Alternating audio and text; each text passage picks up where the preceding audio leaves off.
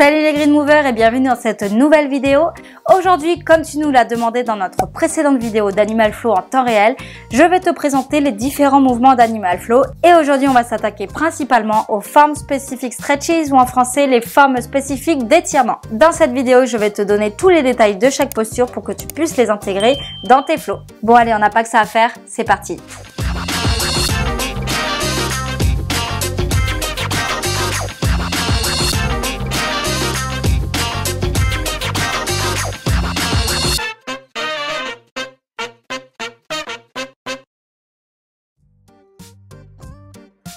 Et c'est parti, on va commencer avec la première forme spécifique d'étirement qui est le Loaded Beast. Donc c'est une position statique contrairement à toutes les autres formes d'étirement qu'on va voir ici. C'est pour ça que je vous la présente en premier, c'est la plus simple. Donc pour venir en Loaded Beast, on va venir d'abord en Beast. Donc on est à quatre pattes, les genoux un petit peu en avant des hanches, les mains en dessous des épaules. On soulève les genoux à quelques millimètres du sol. Et là on va venir s'asseoir dans les talons et on va ajuster la position en avançant les mains vers l'avant. On amène la tête entre les deux coudes, les genoux qui frôlent vraiment le sol à quelques millimètres au-dessus du sol. Et nous voilà en Loaded Beast, ce qui va nous permettre ensuite d'aller dans plusieurs autres positions et dans plusieurs autres transitions. Donc pour le prochain étirement spécifique, on va justement partir du Loaded Beast et il s'agit du Wave and Load. Comme son nom l'indique, il s'agit d'une vague. Donc je vous invite soit à me regarder d'abord et à faire juste après, ou alors à suivre en même temps que moi, à vous installer dans Loaded Beast. Donc on va reprendre les prérogatives que je vous ai dit juste avant. On vient dans la Beast, on s'assoit dans les talons, on avance les mains, on se retrouve dans Loaded Beast. On va maintenant, quand on va avoir la commande Wave and Load, monter les fesses vers le ciel, garder les talons bien hauts, initier une vague donc qui part du bassin, puis on rapproche ensuite le bassin du sol, on garde bien le menton dans la poitrine. Et en dernier, quand on est complètement en extension, on vient faire une extension dans les cervicales, en tout cas amener le regard vers l'avant. Là, on est en Wave and Load. Pour revenir à Loaded Beast, on va nous dire, revenez à Loaded Beast. Donc on va d'abord ramener le menton dans la poitrine. La vague va s'initier depuis cette position. On ramène les fesses vers le ciel, les talons toujours bien hauts, les genoux légèrement pliés. Et ensuite, on redescend en dernier les fesses dans les talons. Et on a fini notre Wave and Load. On va ensuite travailler l'étirement Beast Reach. Donc c'est à peu près la même chose, sauf qu'on va avoir un pied qui va se décoller du sol. Donc je vous invite à préparer la bête, à décoller les genoux, à préparer ensuite Loaded Beast. On s'assoit dans les talons, on ajuste les mains vers l'avant, la tête entre les deux coudes. Et quand on va demander par exemple jambe gauche, Beast Reach, on va monter comme tout à l'heure les fesses vers le ciel et tout de suite on décolle la jambe gauche en ramenant le talon proche de la fesse. Serrez vraiment le genou contre la poitrine et le talon proche de la fesse. On est dans cette position haute, on continue la vague, toujours comme tout à l'heure. On vient donc dérouler le dos, cette fois on amène le genou au niveau du poignet opposé. En dernier, on amène le regard vers l'avant. Et quand on nous demande de revenir en Loaded Beast, c'est comme tout à l'heure, on ramène d'abord le menton dans la poitrine, on ramène les fesses en haut grâce à la vague créée par la colonne, toujours le talon proche de la fesse. Et quand on redescend sur une jambe et en dernier, on pose le pied gauche pour ramener dans la position de Loaded Beast. On peut le faire à droite, donc préparer Loaded Beast. Jambe droite, Beast Reach. Donc on soulève la jambe droite quand on vient déplier la jambe gauche.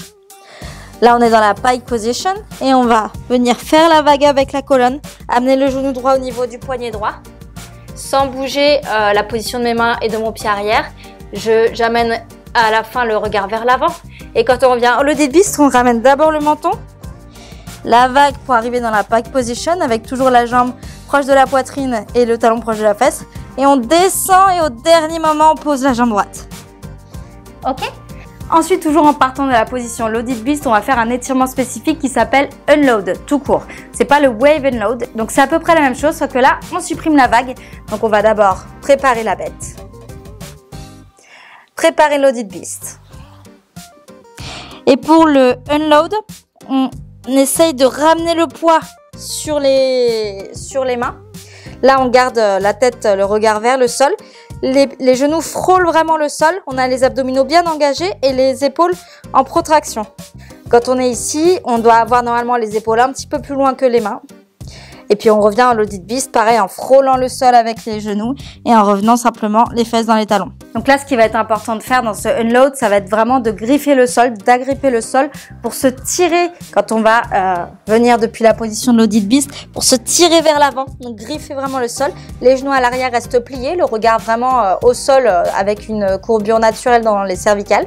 Et puis pour revenir, on repousse dans les mains à l'avant. Voilà, donc celle-ci, elle n'est pas très compliquée, mais cependant très intéressante. On va voir maintenant le dernier étirement spécifique dans lequel on va avoir le regard vers le sol.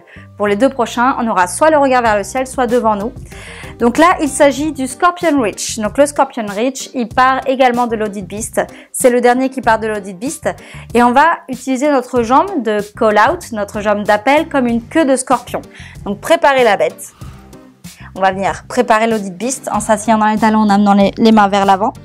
Et si je vous demande jambe gauche, Scorpion Reach, vous allez avec votre jambe gauche toucher votre poignet opposé. Avec votre genou gauche, pardon, toucher le poignet opposé. Et là, votre jambe gauche va dessiner un grand arc de cercle en poussant dans les mains pour venir dans la pike position. Donc c'est un petit peu comme tout à l'heure.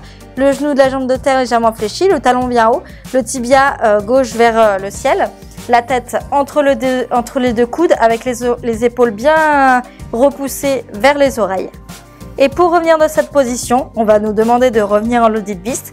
On va refaire ce demi-cercle avec la jambe pour ramener le genou vers le poignet. Et puis on ramène le pied gauche à l'arrière tout en revenant avec les hanches en loaded beast. C'est pas le pied qui revient d'abord et les hanches ensuite. Donc on fait pas planche et on revient. Les deux reviennent vraiment en même temps. Exactement comme tout à l'heure, c'est la jambe droite qui va vous ramener et le pied gauche qui va se déposer en dernier. On va le recommencer sur la droite. Vous pouvez venir dans la bête, préparer loaded beast. Respirez, jambe droite, Scorpion Reach. On amène le genou droit vers le poignet gauche. Je suis dans la jungle. On fait un bel arc de cercle avec notre jambe droite. Et pour revenir, on ramène le genou vers le poignet opposé. On plie la jambe gauche et on ramène le pied droit en dernier dans la position de loaded beast.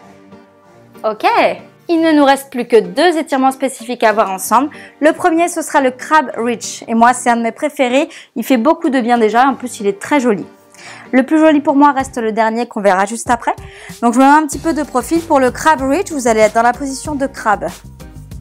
Donc, je ferai certainement une autre vidéo avec les positions de base. Si vous me le demandez, vous avez qu'à me le mettre en commentaire. Donc dans la position de crabe, votre corps doit dessiner un beau M. Donc vos mains ne doivent pas être trop en arrière ni trop vers les fesses. Elles doivent être vraiment à mi-chemin. Donc on soulève les fesses à quelques centimètres du sol. Et si je vous demande bras gauche crab reach, on va soulever le bras gauche pour venir le mettre en garde devant. Donc on essaie de ne pas placer le poids complètement sur la droite. On essaie de rester au centre. Puis on pousse le bassin, les hanches pour aller vers le ciel. On fait une rotation externe de l'épaule à droite. Là, le regard et la main gauche sont toujours vers le ciel. Et la fin du mouvement consiste à amener la main gauche pointée vers la main droite, le regard également. Donc là, on serre bien les fesses, on serre bien les abdos. On cherche vraiment le twist avec notre main gauche. Puis pour revenir à crabe, on va d'abord ramener le regard et la main, les hanches vers le sol et la main gauche en dernier sur le sol. Maintenant, bras droit, crab reach. On amène le bras droit devant soi, ni trop près, pardon pour le micro, ni trop près, ni trop loin, juste devant soi. On pousse les hanches vers le ciel sans bouger les pieds. On amène la main droite vers la main gauche, le regard également, donc on cherche la torsion vraiment ici. Puis pour revenir, on amène le regard et la main vers le ciel, les hanches vers le sol et en dernier, la main droite sur le tapis. Voilà, donc je t'invite à t'amuser un petit peu si tu le souhaites avec ce crab reach. Tu vas voir qu'il détend, en tout cas il étire beaucoup. Après, il peut être très difficile puisque c'est une position, les hanches vers le ciel comme ça en extension de colonne qui est difficile à atteindre pour certaines personnes. Je t'invite à y aller progressivement, à pratiquer et ça viendra avec le temps. Et enfin, on va voir notre dernier étirement spécifique. Il s'agit du Ape Reach. Donc c'est un étirement qui va partir de la position Ape. Et Ape, c'est le singe. Donc on va partir en deep squat. Pour Ape Reach, le call out ou le nom d'appel, ça va être Ape Reach. Donc quand on vous demande Ape Reach, vous allez amener les deux dos de la main en contact l'une avec l'autre. Les aisselles à l'intérieur des genoux, qui poussent d'ailleurs dans les genoux. La tête entre les deux coudes. Le regard donc vers le sol. On arrondit complètement le dos, on se renfrogne un petit peu. Vraiment, on essaye de se ranger dans sa carapace. Puis ensuite, la deuxième partie de la commande, ça va être ouvrez ou open. Et à ce moment-là, on va d'abord décoller les talons et en même temps, ouvrir les bras sur le côté. Donc pas trop loin, on reste vraiment dans notre axe. Les paumes de main vers le ciel. On se décolle un petit peu les fesses des talons. Et nous voilà dans la position finale de Ape Reach. Donc c'est une position pareil qui est très jolie, avec le cœur ouvert vers l'avant, le regard vers l'avant. Et pour revenir, on va demander à nouveau Ape Reach. Donc là, on va ramener dos de la main contre dos de la main, ramener les talons sur le sol et se recroqueviller dans sa coquille. Vous pouvez le refaire avec moi si vous voulez. Donc Ape Reach, on vient poser les talons au sol, dos de la main contre dos de la main, les aisselles en contact avec le genou. Open ou ouvrez. On décolle les talons, on décolle les fesses des talons, on ouvre les bras sur les côtés. On rentre le ventre, on engage les abdominaux tout le temps. Puis on revient à Ape Reach. Et nous voilà au bout de ces étirements spécifiques. Tu connais maintenant les 7 étirements spécifiques qui sont une des composantes principale d'Animal Flow. Si tu as aimé cette vidéo, bien sûr, n'hésite pas, comme d'habitude, à le mettre en commentaire, à laisser un petit like. Tu peux également, si tu le souhaites, nous soutenir en nous faisant un don sur Tipeee ou bien alors en nous donnant des super thanks sur YouTube. Maintenant, on a débloqué la fonctionnalité. Mais tout simplement, si tu as un budget un petit peu plus modeste, tu peux t'abonner, ça ne coûte rien, tu dépenses 0 € et nous, ça nous aide beaucoup. Maintenant que tu connais ces 7 composantes principales des étirements spécifiques, tu vas pouvoir faire ou refaire la séance en temps réel d'Animal Flow qui est disponible sur notre chaîne ou dans le i juste ici. On se retrouve très rapidement sur notre chaîne pour une nouvelle vidéo et en attendant, je te dis à bientôt. Ciao les Green Movers.